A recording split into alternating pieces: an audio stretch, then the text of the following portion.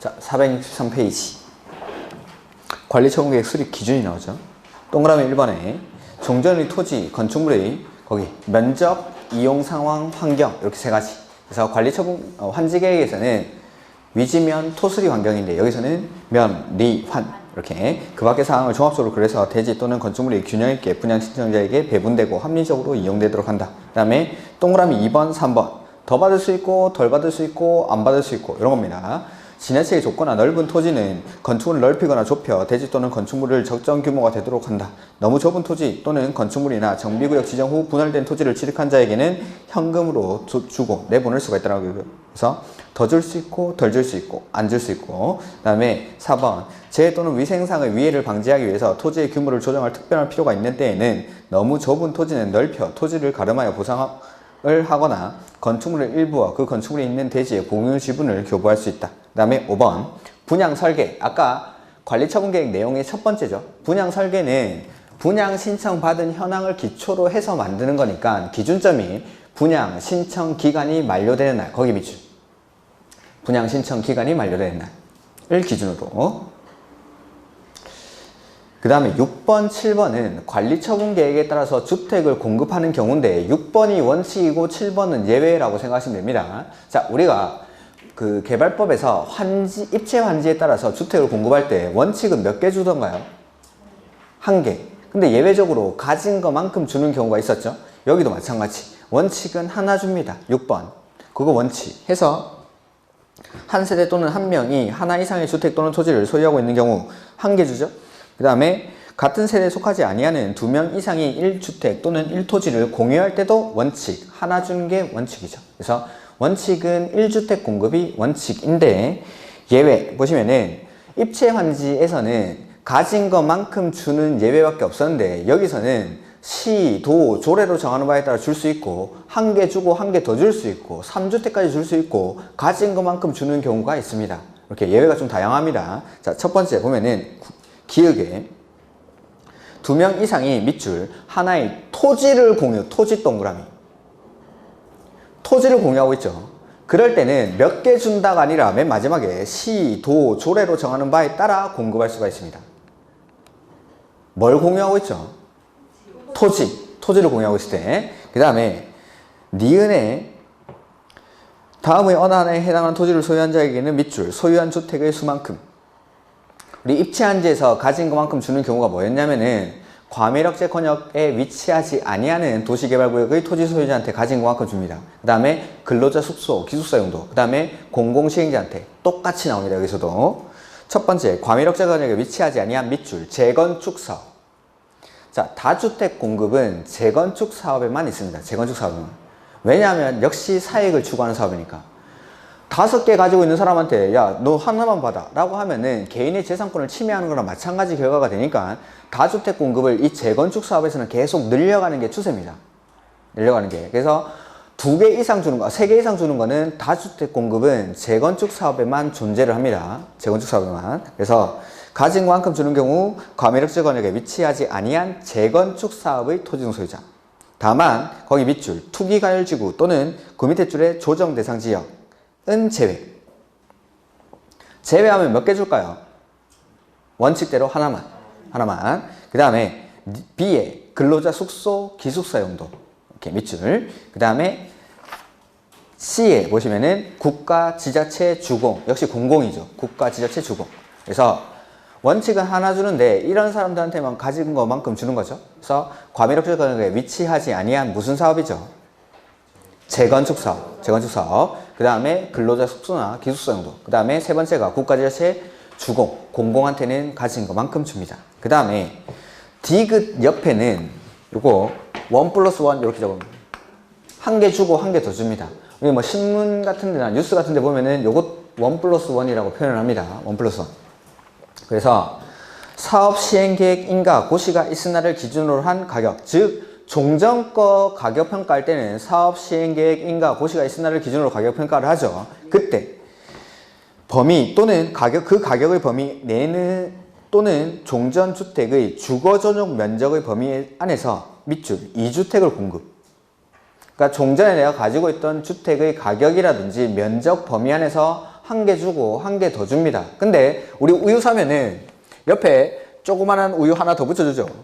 조그만한 것들. 큰 거보다 더 클 수는 없겠죠. 그래서 요거는 면적이 제한이 됩니다. 면적이. 그래서 2주택을 공급할 수 있고, 이중 1주택은 밑줄 60제곱미터 이하.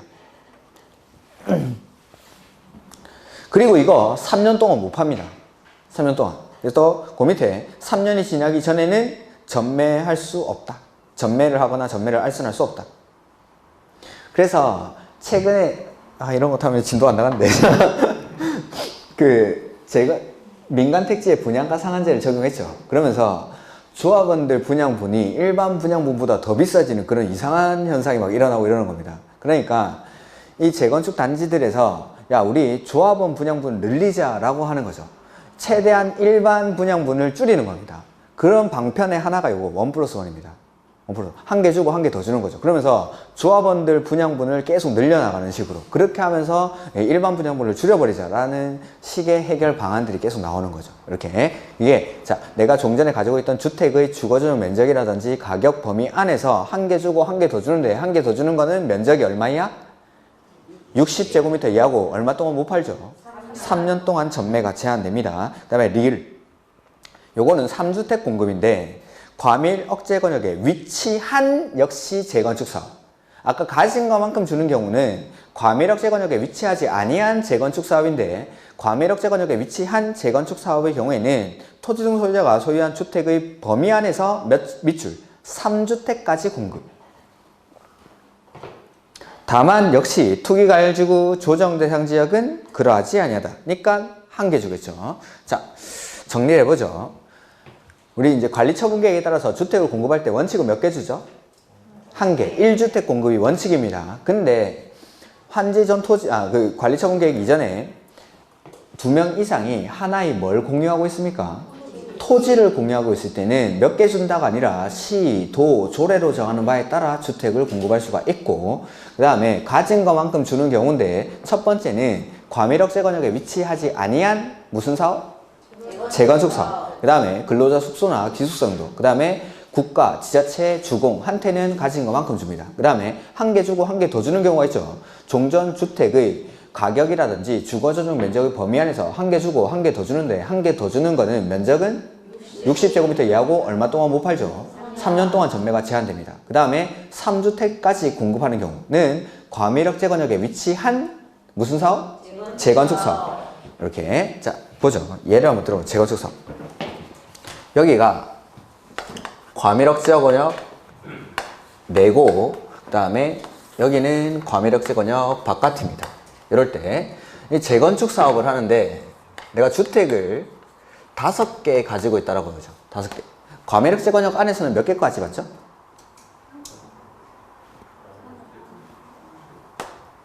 3개.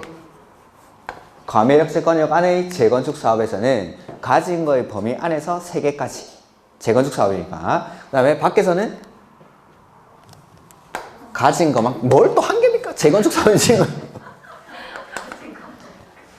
과밀억제 권역 안에서는 가진 거의 범위 안에서 3개까지, 밖에서는 가진 것만큼. 근데 이 과밀억제 권역 안이든 밖이든 투기과열지구나 조정 대상 지역입니다. 이런 데는 제외되니까 몇 개? 한 개. 이렇게. 그래서 다주택 공급은 이렇게 재건축 사업에서만 다주택 공급이 인정이 됩니다. 이렇게. 근데 만약에 내가 재건축 사업을 하는데 2개 가지고 있습니다. 2개. 그러면은 과밀억제 권역 안에서는 몇 개 받죠? 2개. 가진 거의 범위 안에서 3개까지니까 무조건 3개 주는 거 아니고, 내가 가진 주택의 수 범위 안에서. 그러니까 2개고, 밖에서는 소유한 주택의 수만큼 2개. 이렇게. 그래서 과밀억제 권역 안에서는 무조건 3개 주는 거 아닙니다. 소유한 주택의 수유 범위 안에서 3개까지. 그 다음에 주택 등의 건축물을 분양받을 권리의 산정 기준일인데, 그 밑에 박스 옆에다가 역시 똑같이 소유자 수 증가라고 써주시면 됩니다. 맨 밑에. 그래서 정비사업을 통해서 분양받을 건축물이 다음의 어느 하나에 해당하는 경우에는 정비구역 지정고시가 있는 날 또는 시도지사가 투기 억제를 위해서 기본계획 수립 후 정비구역 지정고시 전에 따로 정하는 날, 이날을 기준일 밑줄. 기준일 이후에 소유자 수가 증가해버리죠? 이러면은 분양받을 권리를 주지 않습니다. 요거 개발법에서 한번 했습니다. 개발법에서. 그래서 도시개발구역 지정고시 내지는 사업시행 예정자가 지정권자에게 요청해서 투기억제를 위해서 따로 정하는 날 이후에 소유자 수가 이러한 이유로 증가해버리면은 그런 사람들은 환지 신청 자격을 제한하거나 현금으로 청산해서 내보낸다라고 했습니다. 요거랑 그 사유는 우리 개발법에서 봤던 거랑 똑같습니다. 읽어보시면. 자, 그 다음에 465페이지. 관리처분계획의 공람 및 인가 절차가 나오는데 사업 시행자는 관리처분계획 인가를 신청하기 전에 관계서류 사본을 밑줄 30일 이상 공람. 이제 주민한테 의견 듣는 거 30일짜리가 이제 세 번째가 나옵니다. 세 번째가. 우리 주민한테 의견 듣는 거 30일짜리가 맨 처음에 어디 나왔냐면은 여기 정비계획 입안할 때. 정비계획 입안할 때는 먼저 주민한테 의견 듣고 그 다음에 의회한테 의견 듣고 요렇게 정비계획을 입안하고 나서 구역 지정할 때는 심의를 거쳐서 이렇게 지정을 합니다. 요게 정비계획 입안하고 구역 지정하는 절차. 그때 주민한테 의견 듣는 게 30일. 의회는 뭐 60일이라고 말씀드렸고. 그 다음에 우리 아까 했던 거. 정비구역 지정되고 나서 추진위원회에 들어가면 몇 년이죠? 2년. 나머지는 3년. 그 다음에 토지 등 소유자가 시행하는 재개발 사업은 5년. 안에 안 하면은 정비구역 해제해야 되죠. 그때 해제하는 절차가 똑같습니다. 구역 지정하는 절차랑. 그때도 주민한테 의견 듣는 게 30일. 이렇게 해서 정비계획 입안할 때 30일, 그 다음에 정비구역 해제할 때도 주민한테 의견 듣는 게 30일. 그 다음에 여기 관리처분계획 인가할 때 주민한테 공람시켜주는 기간이 30일. 이렇게 주민한테 의견 듣는 거 여기 있는 30일짜리 3개 빼고는 나머지는 싹 다 14일이라고 그냥 생각해 주시죠. 이렇게. 근데 정비법에서 주민한테 의견 듣는 게 30일짜리가 요 세 군데에서 나옵니다. 세 군데에서. 공람하고 의견을 드려야 한다. 다만 경미한 사항은 걸치지 않아야 할 수 있다. 그 다음에 사업시행자에게 통보인데 시장구조 등은 사업시행자의 관리처분계획 인가 신청이 있은 날부터 밑줄 30일 이내 인가 여부를 결정. 원칙은 30일. 근데 이 관리처분계획 인가 신청을 했는데 이 사업비라든지 이런 것들이 너무 과도하게 책정이 됐다고 생각을 하는 거죠. 그럴 때는 거기 3번 제목에 타당성 검증을 요청할 수가 있습니다. 타당성 검증을. 그 타당성 검증을 요청한 경우에는 그 밑에 60일 이내 인가 여부를 결정. 그 2번에 하나 밑에서 두 번째 줄. 그래서 원칙 사업시행자가 관리처분계획 인가 신청했죠. 그러면은 30일 안에 결정을 해서 알려줘야 되는데 이 타당성 검증을 요청한 경우에는 60일 안에 요청할 수, 그리고 인가 여부를 결정할 수가 있다라는 거. 타당성 검증은 아까 말씀드렸다시피 뭐 사업비가 증가한다든지 이럴 때 이게 진짜 증가하는 게 맞는지에 대해서 타당성 검증을 요청할 수 있습니다. 아직 시험에 나온 적이 없으니까 이런 것들은 그냥 참고로 보시죠. 그 다음에 466페이지. 대지 또는 건축물의 처분 또는 관리 의무인데 그 8번 나머지는 안 보셔도 됩니다. 그 다음에 정비사업 가로 1번에 8번 1번에 가로 1번 정비사업의 시행으로 조성된 대지 또는 건축물은 관리처분계획에 따라 처분 또는 관리해야 한다. 이렇게. 그 다음에 사업시행자는 정비사업의 시행으로 건설된 건축물을 인가받은 관리처분계획에 따라 토지 등 소유자에게 나중에 소유권 이전을 해준다라는 거죠. 그 다음에 별도 규정 이런 것들은 보지 마십시오. 3번, 4번 요것도 됐습니다. 그 다음에 468페이지 지분형 주택 이거 보지 마시고 2번 이거 볼 겁니다. 2번 469페이지에 2번 자 우리 아까 관리처분계획을 작성해서 이대로 나중에 소유권 이전을 해주는데 이 관리처분계획을 작성하고 나면 인가받고 그 다음에 고시를 합니다. 그 다음에 사업에 착수를 하죠. 그 다음에 공사가 완료가 되는데 이 관리처분계획 인가의 효과입니다. 이 착수에 들어갈 때 첫 번째 먼저 관리처분계획 인가 떨어지면은 여기 싹 밀어버리고 아파트 지어야겠죠. 그러면 이 사람들 나가야 됩니다. 나가야 되니까 첫 번째로 사용 수익을 정지를 시킵니다. 사용 수익의 정지. 두 번째로는 철거를 합니다. 즉 내가 이제 재개발이나 재건축 구역 갔는데 이제 중장비 들어와가지고 건물 철거하고 있죠. 그러면은 저기 관리처분계획 인가 떨어졌구나 라고 생각하셔도 무방합니다. 원칙적으로 철거는 관리처분계획 인가 있고 나서 철거를 하는 겁니다. 그 다음에 세 번째, 자 철거를 하게 되면은 기존의 이 재개발구역 안에서 세탁소, 중국집, 피자집, 치킨집 하던 사람들 나가야겠죠. 이 사람들 그냥 나갈까요? 어떻게 할까요? 그렇죠. 돈 줘. 이 사람들 맡겨놓은 보증금, 전세금 있겠죠. 그래서 요거 여기서도 이제 지상권자 등의 권리 조정이 나옵니다. 권리 조정. 이 효과가 바로 돈조입니다. 돈조.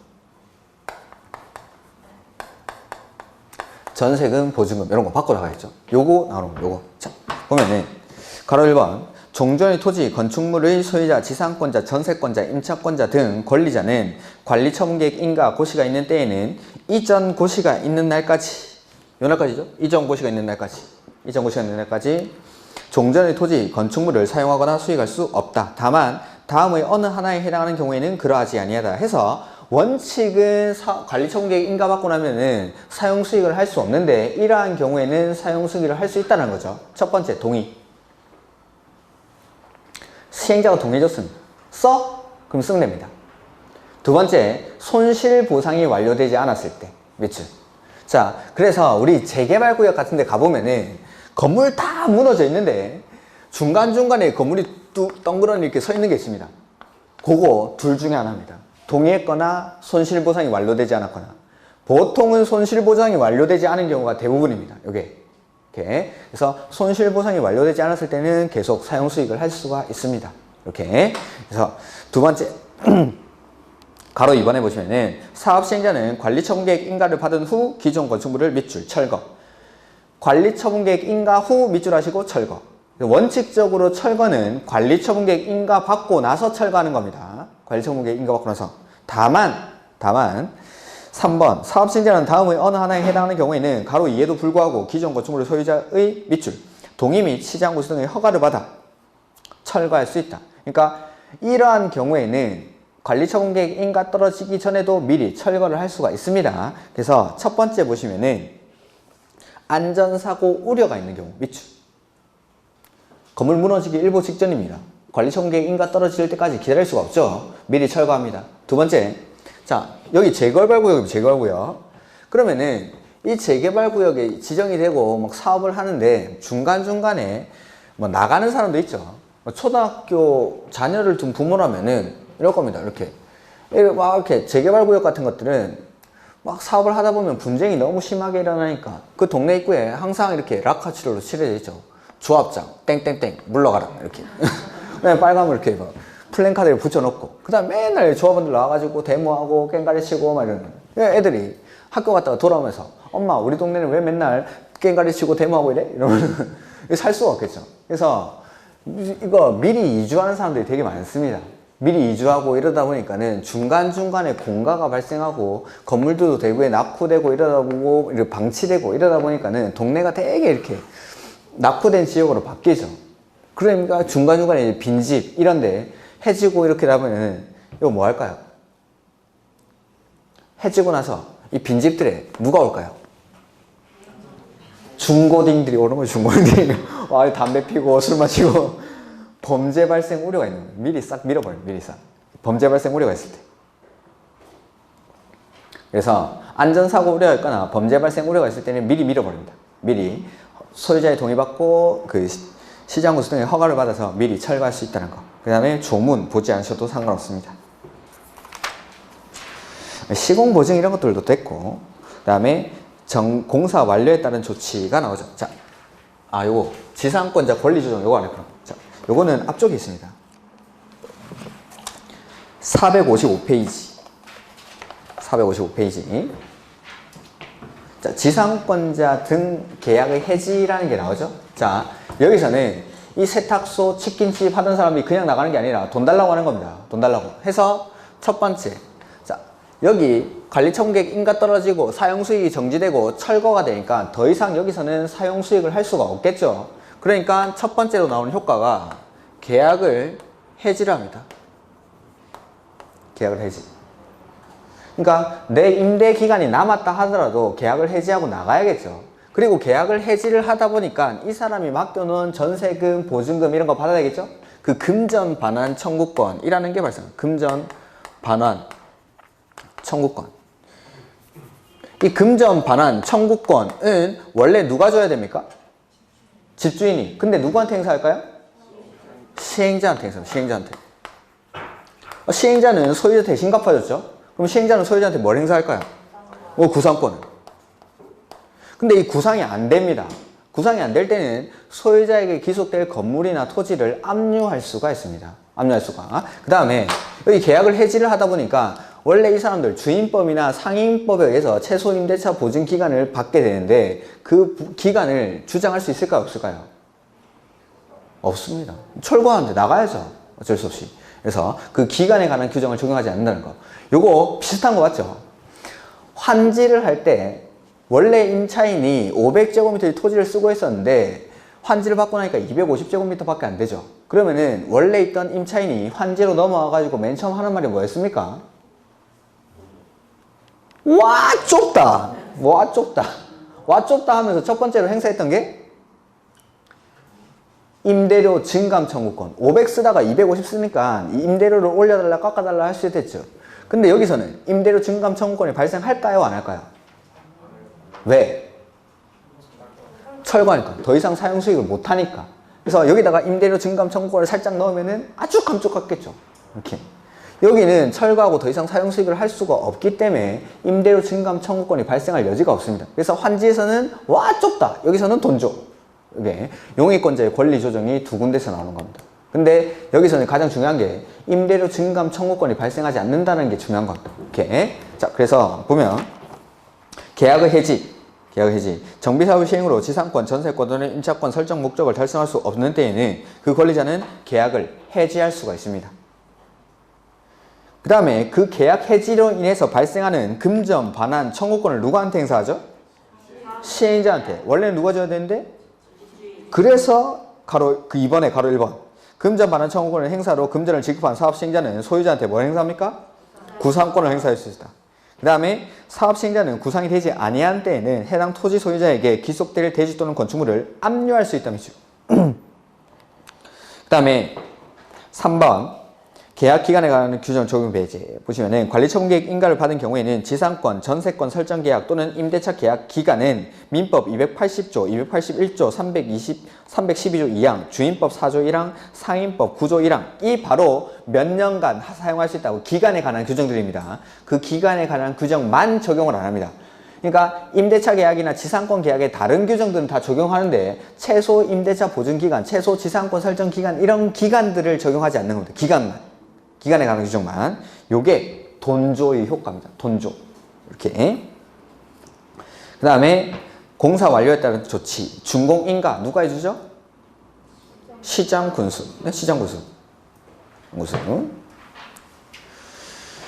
그 다음에 가로 2번에 시장군수 등이 아닌 사업시행자는 준공인가를 받고자 하는 때는 국토교통부를 용어로 정하는 준공인가 신청서를 시장군수 등에게 제출해야 한다. 471페이지 가로 2번 보는 겁니다. 471페이지. 다만 펴시고 471페이지 가로 2번. 원칙 시장군수가 준공인가 하는데 시장군수가 아닌 시행자는 그 준공인가 신청서를 시장군수한테 제출합니다. 근데 시행자가 주공일 때 밑줄 는 한국토지주택공사법에 따른 준공인가 처리 결과를 시장군수 등에게 통보한 경우에는 준공인가를 받을 필요가 없습니다. 그러니까 한국토지주택공사법에 따른 준공인가를 따로 받았죠. 그럴 때는 이 정비법에 따른 준공인가는 따로 신청할 필요가 없습니다. 이렇게 주공일 때. 그 다음에 효율적으로 할 때는 전문기관에 위탁할 수 있겠죠. 가로 3번. 그 다음에 뭐 4번 이런 것들은 됐고. 그 다음에 그게 이제 아까 겁니다. 주공이 시행자일 때 한국주택공사법에 따른 준공인가를 받은 처리 결과를 통보한 경우에는 신청서를 제출할 필요가 없고, 그럴 때는 자체적으로 처리한 준공인가 결과서를 시장군수에게 통보한 때는 준공인가증을 교부받은 때에 그 사실을 분양자에게 지체 없이 통지해야 한다. 따로 준공인가를 받지 않는다는 겁니다. 시장군수한테. 그 다음에 시장군수 등은 준공검사를 실시한 결과 정비사업이 인가받은 사업 시행계획대로 완료되었다고 인정되는 때에는 준공인가를 하고 공사 완료를 해당 지자체 공보에 고시, 이게 바로 공사 완료 고시라는 겁니다. 이거 뭐 시험이랑 크게 상관없습니다. 그러니까 아까 공사가 완료되면 준공인가를 받고 그 뒤에 공사 완료 고시라는 절차가 있습니다.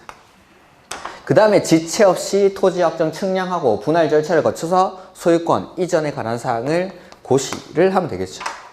그래서 공사가 완료된 때에는 그 내용을 지자체 공보에 고시해야 한다 돼 있고, 준공인가 전 사용. 시장군수는 준공인가를 하기 전이라도 완공된 건축물이 사용에 지장이 없는 등 다음의 대통령령으로 정하는 기준에 적합한 경우에는 미리 쓰게 할 수 있다라는 거죠. 뭐 이런 것들은 개발법에서도 다 나왔던 겁니다. 다음에 뭐 이렇게 나머지는 됐고, 그 다음에 준공인가 등에 따른 정비구역의 해제 보시죠. 나머지 내용은 됐습니다. 그래서 또 1번에 정비구역 해제 472페이지의 2번에 1번 정비구역의 지정은 준공인가의 고시가 있은 날의 다음 날에 해제된 것으로 본다. 준공인가 떨어지면은 정비구역 계속 지정해 놓을 필요가 없겠죠. 이 경우 지자체는 해당 지역을 밑줄 지구 단위 계획으로 관리해야 한다. 그 다음에 이번에 정비구역 해제는 조합 존속에 영향을 주지 아니한다 밑줄. 이 시험에 꽤 났습니다.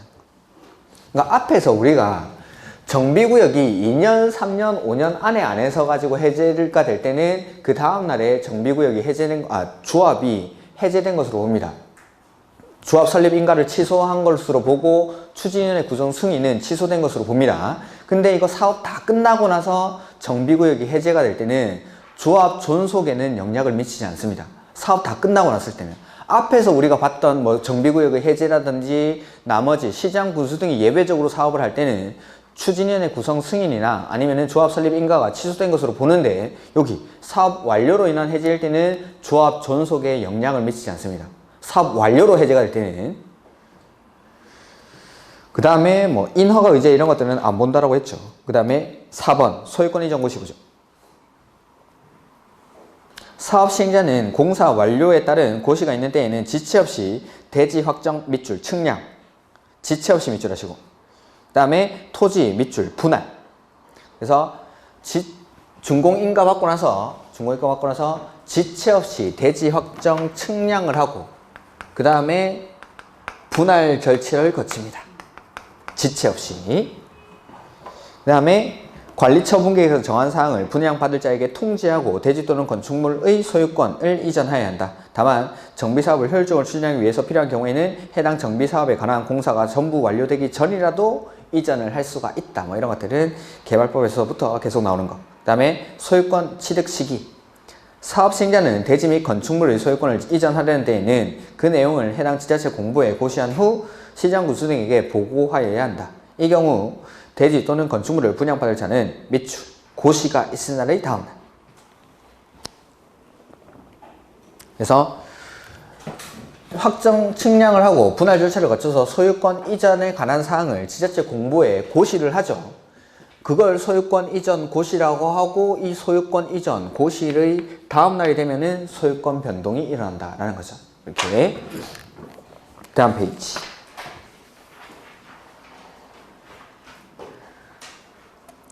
5번 이거는 뭐 굳이 안 보셔도 상관없습니다. 그 다음에 등기 절차 및 권리 변동 제한, 요거 보죠. 우리 환지에서는 환지에 관한 등기를 며칠 안에 했습니까? 14일. 여기서는 거기 밑줄 하죠. 지체 없이. 환지에서는 14일. 여기서는 지체 없이. 이렇게. 그 다음에 다른 등기의 제한. 정비사업에 관해서 이전 고시가 있은 날부터 등기가 있는 데까지 저당권 등 다른 등기는 하지 못한다. 요거는 개발법이랑 똑같은데, 개발법에서는 환지처분 공고일 이전에 다른 등기 원인을 증명한 경우에는 다른 등기를 할 수 있다는 예외가 있습니다. 이런 것들은 다음에 비교를 한번 해드리겠습니다. 그 다음에 청산금.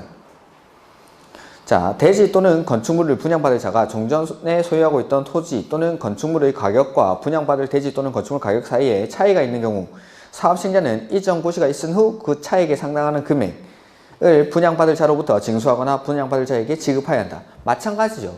환지 처분 공고, 환지 처분을 할 때는 환지 처분하는 때 청산금을 결정을 하고 환지 처분 공고일이 다음 날에 확정이 되고 나면 그 확정된 청산금을 징수 교부한다라고 했습니다. 여기서도 소유권 이전 고시가 있고 나서 그 이후에 청산금을 징수 교부하게 됩니다. 그 다음에 2번부터는 파란 글씨만 보면 됩니다.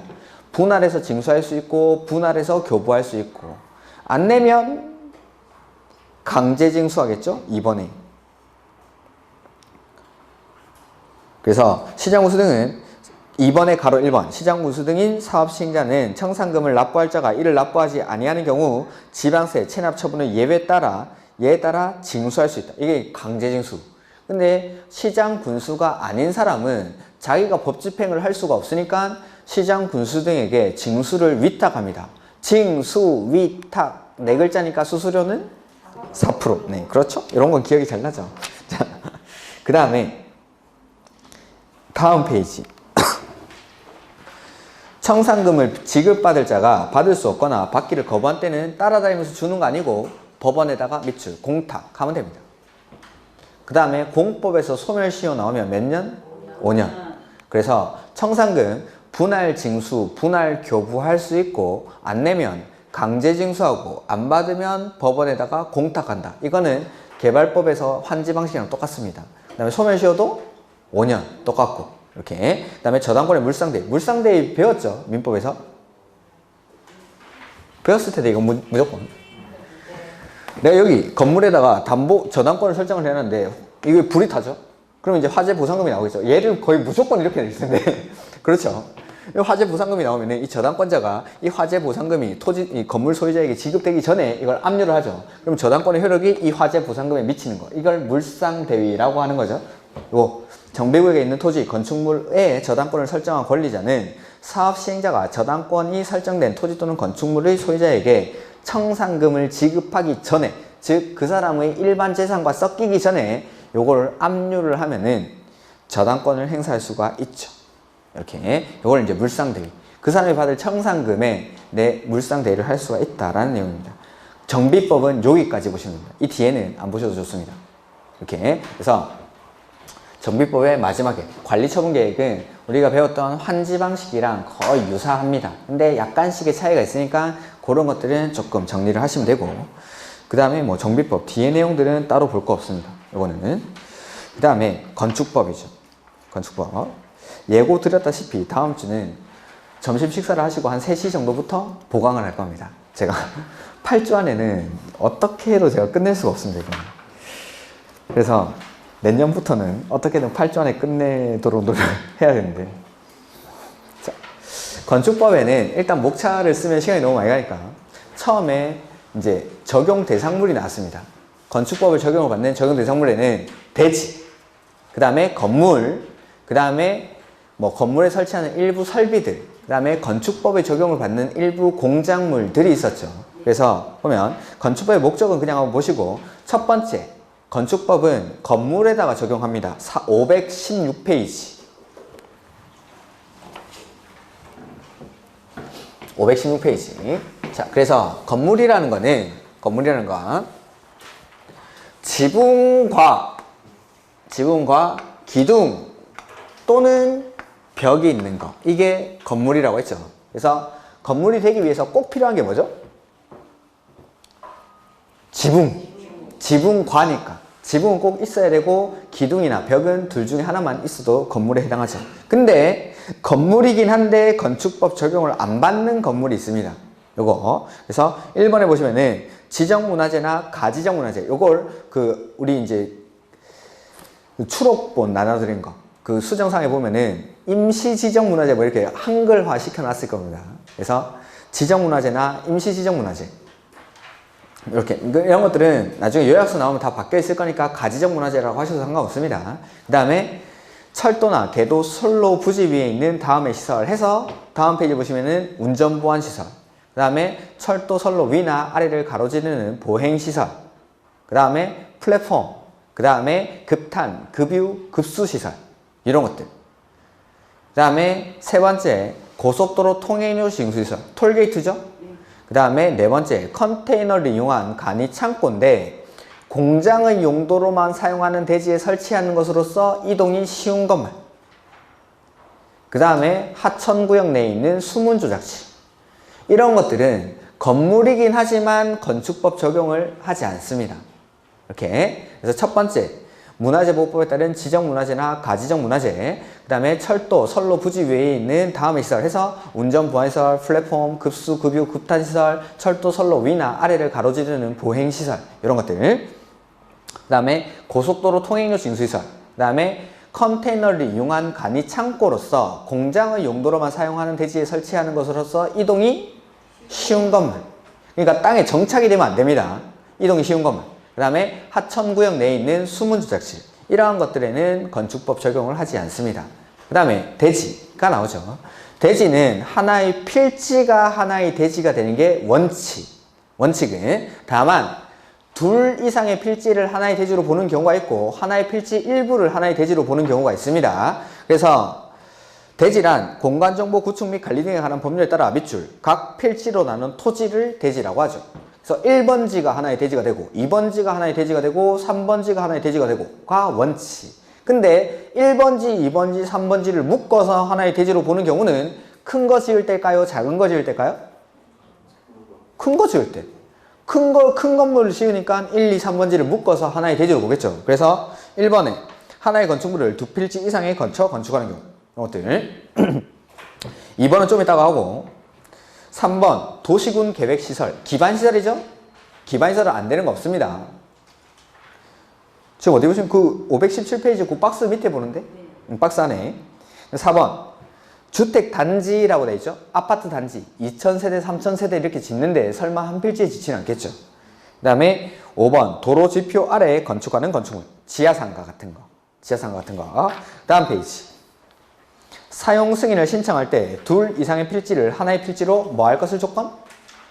합칠 것을 조건. 그 다음에 안 한 게 있죠. 앞에 2번에. 요거는 지적법 시간에 배웠을 겁니다. 합필이 불가능한 경우 이런 거 배우죠. 합필이 불가능한 경우. 그래서 자 거기 기흥, 니은, 디귿부터 보죠. 각 필지의 지번 부여 지역이 서로 다르거나 축척이 서로 다르거나 내지는 집안이 연속되지 않을 때 이거 합병 안 되죠. 합병은 안 되는데 이 토지들을 묶어서 하나의 대지로는 봐줄 수가 있습니다. 그러니까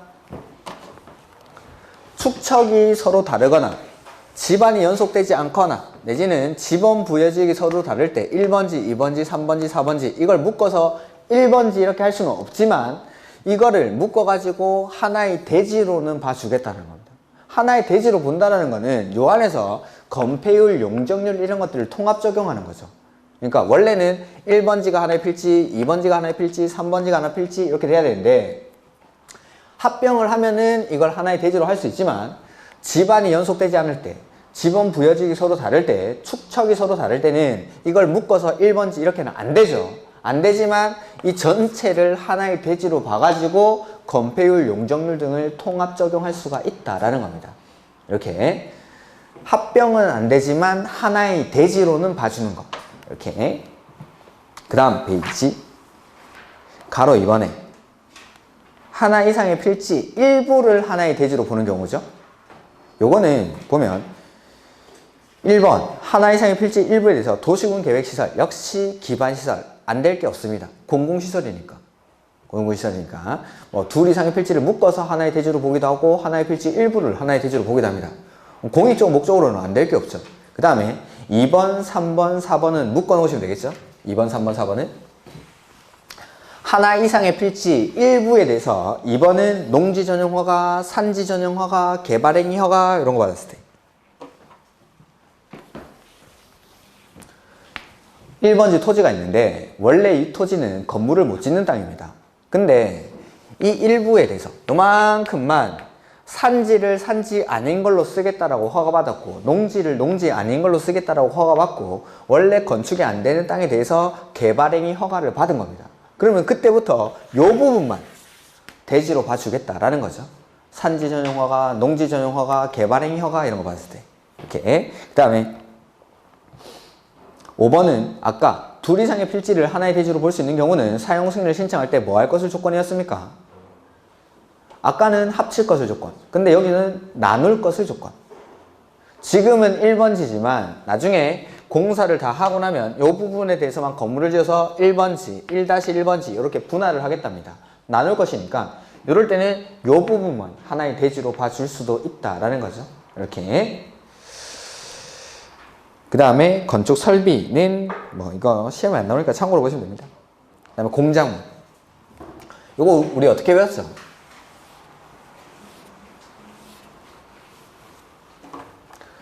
옹벽이나 담장은 자 하죠 다시.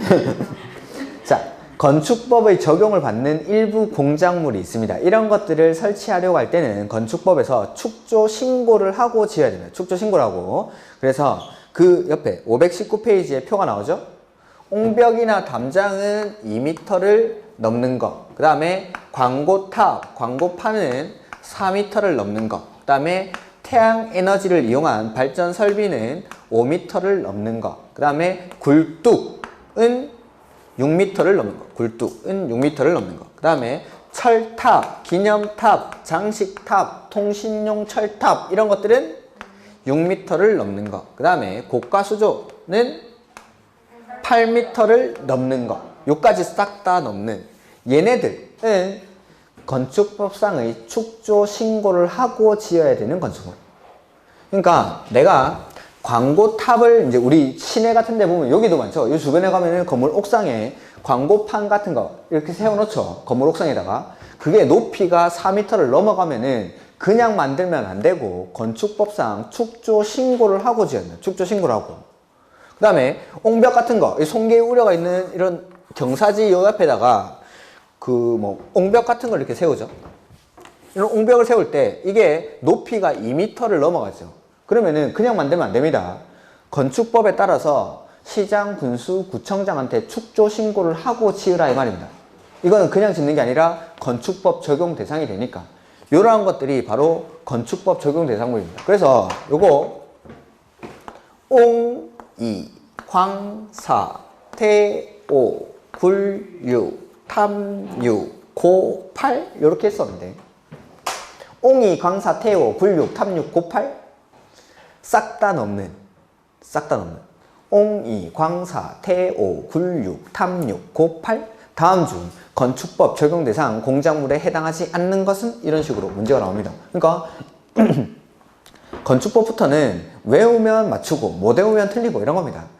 많이 외우고 많이 외운 사람이 점수를 많이 획득하는 거죠. 이렇게. 그래서 옹벽이나 담장은 2m 넘는 거, 광고탑, 광고판은 4m를 넘는 거, 태양에너지를 이용한 발전 설비는 5m를 넘는 거, 그 다음에 굴뚝, 철탑, 기념탑, 장식탑, 통신용 철탑 이런 것들은 6m를 넘는 거, 고가수조는 8m를 넘는 거. 그 다음에 여기 안 한 게 있죠. 지하대표가 먼저 나옵니까? 7번에 지하대표는 30제곱미터를 넘는. 그 다음에 그 위에 기계식 주차장이나 철골 조립식 주차장으로서 외벽이 없는 것은 이하, 그거 이하, 8m 이하 표시. 다른 것들은 싹 다 넘는입니다. 넘는인데 기계식 주차장이나 철골 조립식 주차장으로서 외벽이 없는 것은 8m 이하. 8m 이하.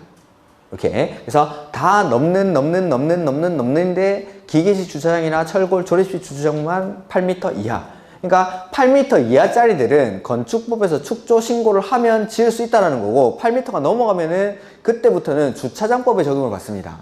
그러니까 조그만한 이런 기계식 주차장 이런 것들은 건축법에서 간단하게 축조 신고만 하고 지어도 된다라는 의미입니다. 이렇게. 그래서 옹, 이, 광사, 태오, 굴육, 탐육, 고팔. 그 다음에 지하대표는 30제곱미터를 넘는. 그 다음에 기계식 주차장이나 철골, 조립식 주차장으로서 외벽이 없는 것은 8m 이하. 8m 이하. 이렇게. 이런 것들은 뭐 외우는 수밖에 없죠. 그 다음에 적용 대상 행위. 건축이죠. 건축. 적용 대상 행위에는 우리가 세 가지, 맨 처음에 나오는 거는 이제 건축법에서는 맨 처음에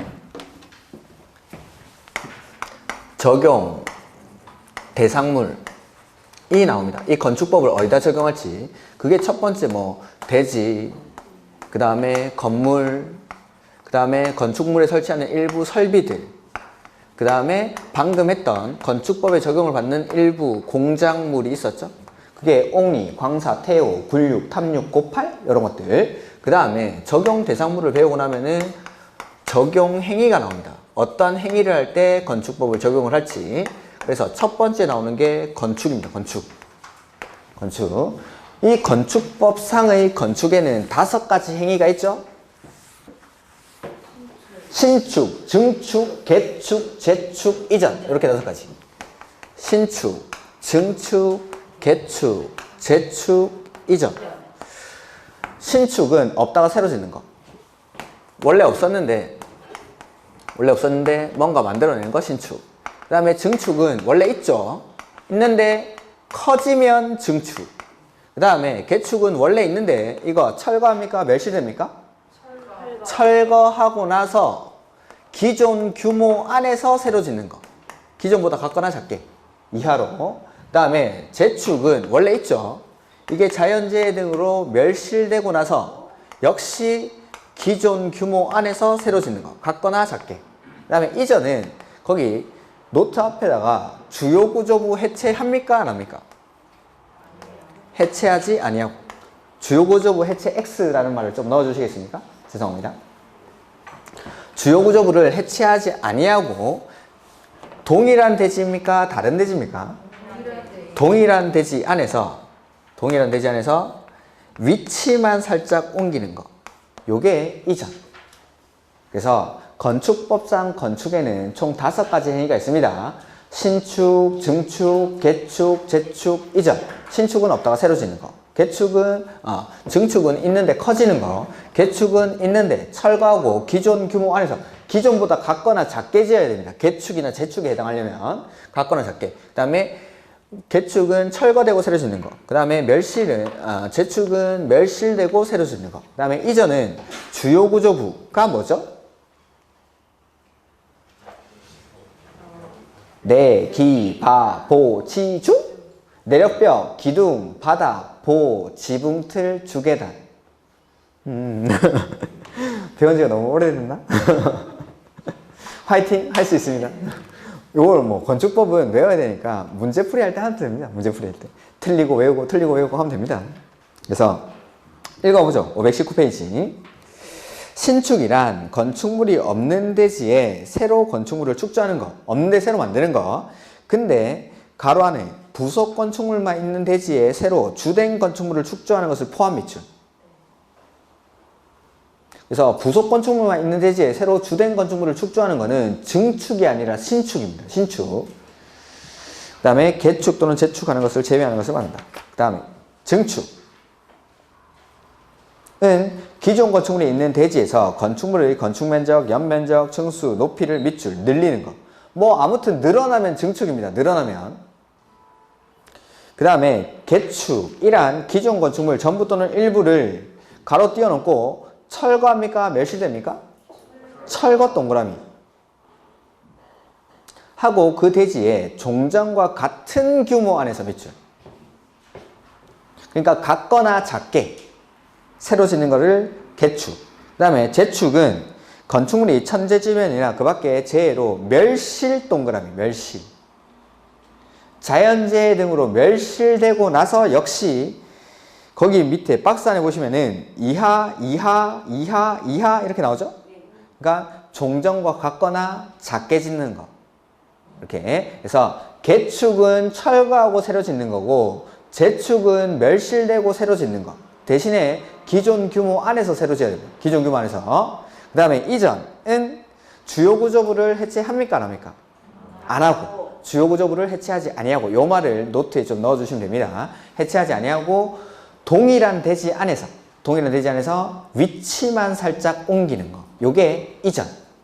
그 다음에 노트에는 좀 더 추가적으로 내가 뭐 써놨죠.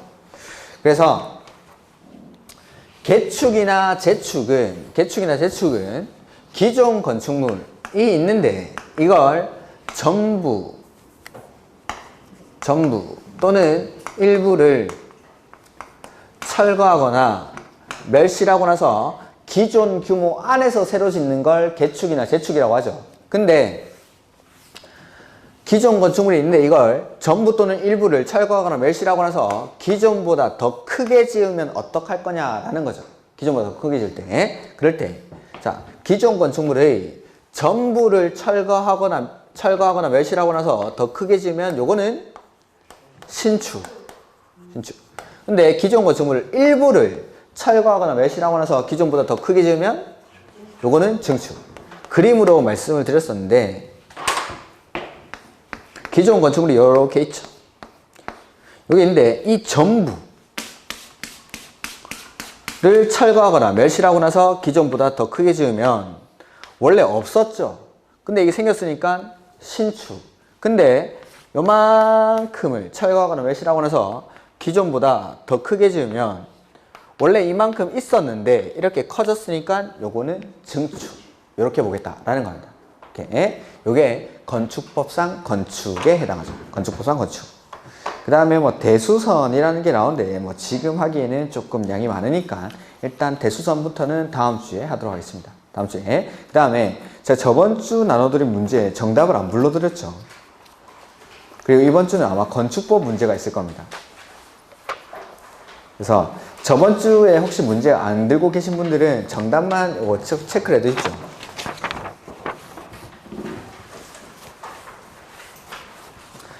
요거는 4월 그러니까 며칠 자죠? 오늘이 20일이니까 13일 자죠. 4월 13일 자죠. 네, 자 1번에는 정답이 2번. 그 다음에 2번은 정답이 5번. 그 다음에 3번도 5번. 그 다음에 4번은 5번. 그 다음에 5번. 은 2번, 5번, 그 다음에 6번은 3번. 그 다음에 오늘도 이게 다 건축법 문제라 가지고 저번 주 문제 안 들고 오신 분 많습니까? 혹시? 저번 주 문제를 오늘 풀어볼까요? 오늘 문제는 정답만 일단 불러드리겠습니다. 1번은 5번, 그 다음에 2번은 5번, 2번은 5번. 그 다음에 3번은 2번. 그 다음에 4번은 4번. 그 다음에 5번은 1번. 그 다음에 6번은 역시 1번.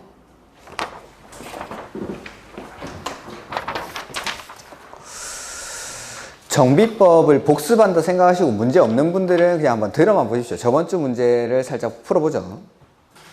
자, 1번에 기본 계획에 관한 부분입니다. 기본 계획, 정비 기본 계획. 1번, 도지사가 대도시가 아닌 시로서 기본 계획을 수립할 필요가 없다고 인정하는 시에 대해서는 기본 계획을 수립하지 아니할 수 있다. 자, 정비 기본 계획은 어디서 만든다라고 했죠? 특별시, 광역시, 시 단위로 수립하는 게 정비 기본 계획.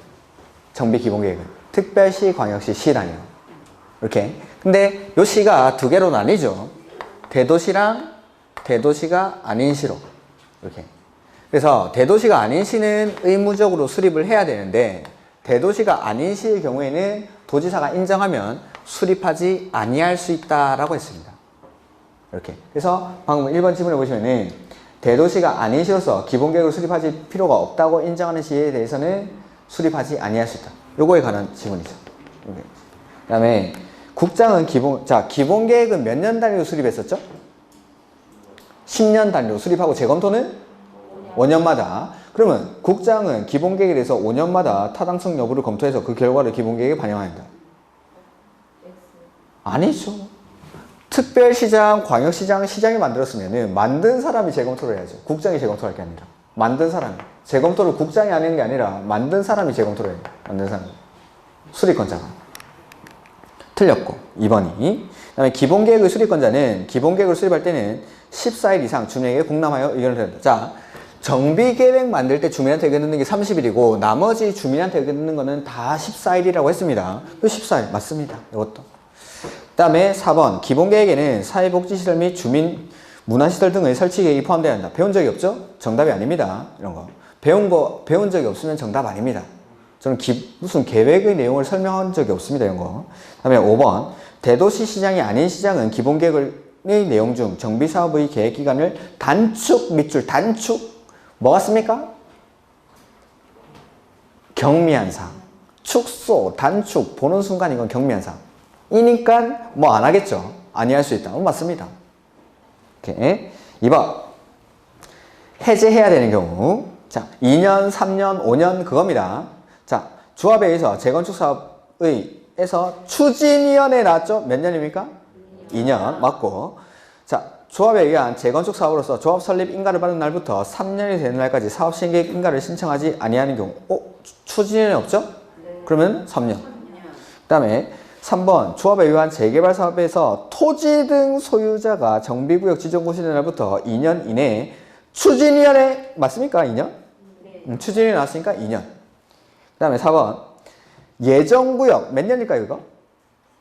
3년. 추진위원회 없으니까 예정구역이니까 또 3년. 그 다음에 토지 등 소유자가 시행하는 재개발 사업은 5년. 근데 4년이니까 이거 틀렸죠. 쉽죠 이거. 재건축 사업 안전진단 저번 주에 한 건데 자 시장 우수는 단계별 정비사업 추진 계획에 따른 재건축 사업의 정비 예정구역별 정비계획 수립 시기가 도래한 때 안전진단을 실시해야 한다. 자 안전진단을 실시하는 시기는 두 가지가 있었습니다. 첫 번째는 정비계획 수립 시기가 도래했을 때, 두 번째는 요청이 있을 때 이때 안전진단을 실시했습니다. 요청할 때 동의요건이 얼마였죠? 10분의 1 이상의 동의를 받아서 요청을 합니다. 입안권자한테. 이렇게. 그래서 이 두 군데. 수립 시기가 도래했을 때, 그 다음에 요청이 있을 때. 그 다음에 2번. 자, 안전진단의 대상이 되는 거는 재건축 아파트 단지 안에 있는 건물을 대상으로 안전진단을 합니다. 근데 안전진단 대상에서 제외되는 건축물이 있었습니다. 첫 번째, 건물이 붕괴되어 있을 때.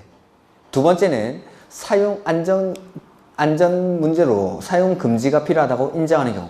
세 번째는 진입도로 등의 설치를 위해서 불가피하게 정비구역에 포함된 경우. 네 번째는 노후불량 건축물의 기준을 충족하고 남아있는 잔여 건축물. 그 다음에 다른 법률에서 받은 안전등급이 D등급이나 E등급인 경우. 이럴 때는 안전진단 대상에서 제외한다고 했죠. 그 중에서 불가피하게 정비구역에 포함된 경우니까 이것도 대상에서 제외할 수 있다. 맞죠? 3번. 시장 군수는 안전진단을 요청을 받으면 무조건 안전진단을 실시합니까? 그게 아니라 현지 조사 등을 통해서 안전진단을 할지 말지 실시 여부를 결정한다라고 했습니다. 그래서 이것도 맞죠. 그 다음에 자 적정성 검토는 사적 기관이 합니까? 공적 기관이 합니까? 그래서 한국자 붙는 것들. 한국시설안전공단, 한국건설기술연구원에 적정성 검토를 의뢰할 수가 있다라고 했었죠. 그래서 적정성 검토는 공적 기관만. 그러니까 이것도 맞죠. 안전진단 전문기관은 적정성 검토를 할 수가 없고 한국시설안전공단, 한국건설기술연구원 이런 공적 기관만. 그 다음에 5번에 재건축 사업의 시행을 결정한 경우에는 지체 없이 국장이 아니라 이거 시도지사한테 안전진단 결과 보고서를 보내줍니다. 국장이 아니라 이거는 좀 기억이 안 날 수도 있는데 국장이 아니라 시도지사. 그래서 5번이 틀렸습니다. 이거는. 그 다음에 조합. 이거 오늘 했죠? 조합. 토지 등 소유자가 재개발 사업할 때는 조합 꼭 만들어야 합니까? 토지 등 소유자가 20인 미만일 때는 조합 안 만들고 사업할 수 있죠. 그래서 거기 보면은 조합을 설립하여야만 한다라고 했기 때문에 틀린 겁니다. 토지 등 소유자가 20인 미만일 때는 조합을 안 만들 수 있으니까. 이렇게. 그 다음에, 자, 우리 조합에 아까 이사를 몇 명 이상 두던가요? 원칙은 3명 이상. 근데 조합원이 100명 이상인 경우 초과할 때는 5명 이상으로 할 수 있습니다. 이사가 2명이 되는 경우는 없습니다. 이사는 원칙 3명 이상, 감사는 1명 이상, 3명 이하. 근데 조합원이 100명을 넘을 때는 이사를 5명 이상으로 할 수 있다. 이렇게. 그 다음에 재건축 사업의 추진위원회가 주택단지가 아닌 지역. 아닌 지역이죠. 왜? 왜? 4, 3, 3이. 근데 면적 4분의 3 일단 틀렸죠. 일단 앞에 있는 4분의 3들은 다 소유자. 소유자 4분의 3이랑 면적 3분의 2. 그래서 틀린 겁니다, 이건. 동의효과. 그 다음에 분양 신청을 하지 아니한 자에 대한 손실 보상 금액을 포함한 정비 사업비가 10% 이상 늘어날 때는 3분의 2 이상의 동의를 받아야 된다. 아까 사업비 10% 이상 늘어날 때는 의결할 때 3분의 2 이상의 동의를 받아야 되죠. 근데 거기서 제외되는 게 분양 신청을 하지 아니한 자에 대한 손실 보상은 뺀다라고 했죠. 제외하고 포함하는 게 아니라 제외해야 됩니다. 분양 신청을 안 한 만큼 일반 분양분이 늘어나니까 그거는 사업비로 나중에 충당이 됩니다. 이렇게. 그 다음에 대의원에는 임기 중 거래된 조합장은 보궐선임을 할 수가 없죠. 이게 맞습니다. 다른 임원들은 대의원에서 보궐선임하는 게 가능한데 조합장을 보궐선임은 반드시 총회에서 합니다. 그 다음에 재개발, 재건축을 공공이 직접 할 수 있는 경우는 아까 천, 병, 순, 사업시행계획 인가, 면적 2분의 1 이렇게 기억했던 거 이겁니다. 1번 면적 2분의 1 나왔죠? 됐습니다. 넘어갑니다. 면적 3분의 1 이런 건 배운 적이 없죠? 이게 틀렸습니다.